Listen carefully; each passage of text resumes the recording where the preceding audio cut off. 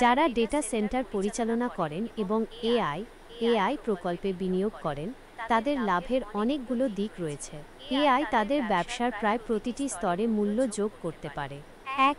নতুন পণ্য ও সেবা তৈরি। উদ্ভাবনী সমাধান। এআই ব্যবহার করে এমন নতুন পণ্য বা সেবা তৈরি করা যা আগে সম্ভব ছিল না, যেমন আমার মতো এআই সহকারীরা, স্বচালিত গাড়ি, উন্নত রোগ নির্ণয়। বাজারের নেতৃত্ব। যারা প্রথম এআই চালিত উদ্ভাবনী পণ্য নিয়ে আসে, তারা বাজারে নেতৃত্ব দিতে পারে এবং বিশাল মুনাফা অর্জন করতে পারে। ২. কর্মদক্ষতা বৃদ্ধি ও খরচ কমানো। অটোমেশন, পুনরাবৃত্তিমূলক কাজগুলো যেমন ডেটা এন্ট্রি, গ্রাহক সেবা, উৎপাদন প্রক্রিয়া স্বয়ংক্রিয় করে মানুষের হস্তক্ষেপ কমিয়ে আনা যায়, যা কর্মীদের সময় বাঁচায় এবং ভুল কমায়। Optimisation, AI supply chain, logistics, শক্তি ব্যবহার এবং অন্যান্য অপারেশনাল খরচ অপটিমাইজ করতে সাহায্য করে। উদাহরণস্বরূপ, ডেটা সেন্টারের কুলিং সিস্টেম এআই দ্বারা নিয়ন্ত্রিত হলে বিদ্যুৎ খরচ কমানো সম্ভব। সঠিক ভবিষ্যদ্বাণী। এআই ডেটা বিশ্লেষণ করে চাহিদা, বিক্রয় প্রবণতা বা যন্ত্রাংশের সম্ভাব্য ব্যর্থতা সম্পর্কে ভবিষ্যদ্বাণী করতে পারে, যা অতিরিক্ত মজুদ বা অপ্রত্যাশিত খরচ এড়াতে সাহায্য করে।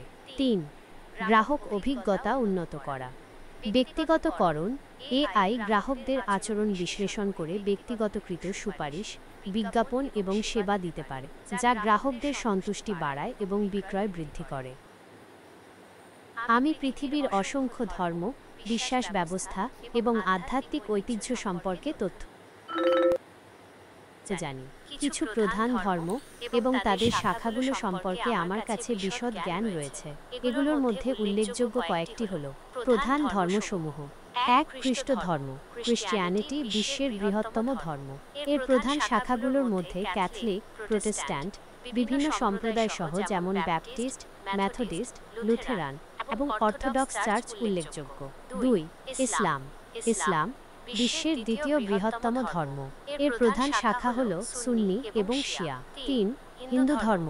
হিন্দুইজম তৃতীয় বৃহত্তম ধর্ম এবং এটি একটি বহু ঈশ্বরবাদী বা সর্বেশ্বরবাদী ধর্ম। এর বহু সম্প্রদায় ও দর্শন রয়েছে। ৪. বৌদ্ধ ধর্ম। বুদ্ধিজম। এর প্রধান শাখা হল থেরবাদ এবং মহাযান, যার মধ্যে জেন, তিব্বতী বৌদ্ধ ধর্ম ইত্যাদি অন্তর্ভুক্ত। ৫. শিখ ধর্ম।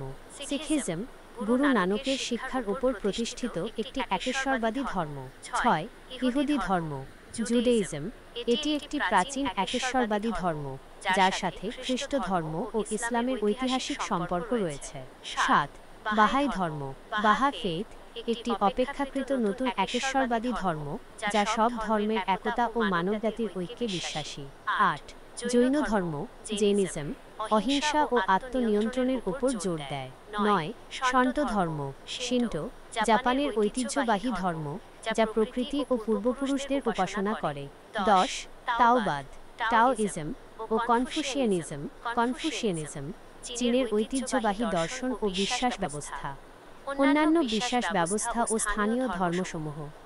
এছাড়াও আমি আরও অনেক ছোট বা স্থানীয় ধর্ম এবং আধ্যাত্মিক ঐতিহ্য সম্পর্কে জানি, যেমন আফ্রিকান ঐতিহ্যবাহী ধর্মসমূহ, আদিবাসী আমেরিকান ধর্মসমূহ, জরাথুস্ট্রবাদ, জোরোঅ্যাস্ট্রিয়ানিজম, আর্য ধর্ম, প্যাগানিজম, উইক্কা, আত্মিকতাবাদ, স্পিরিচুয়ালিজম, নাস্তিকতা, অ্যাথরিজম ও অজ্ঞেয়বাদ, অ্যাগনস্টিসিজম। যদিও এগুলো ধর্ম নয়, তবে বিশ্বাস ব্যবস্থার অংশ।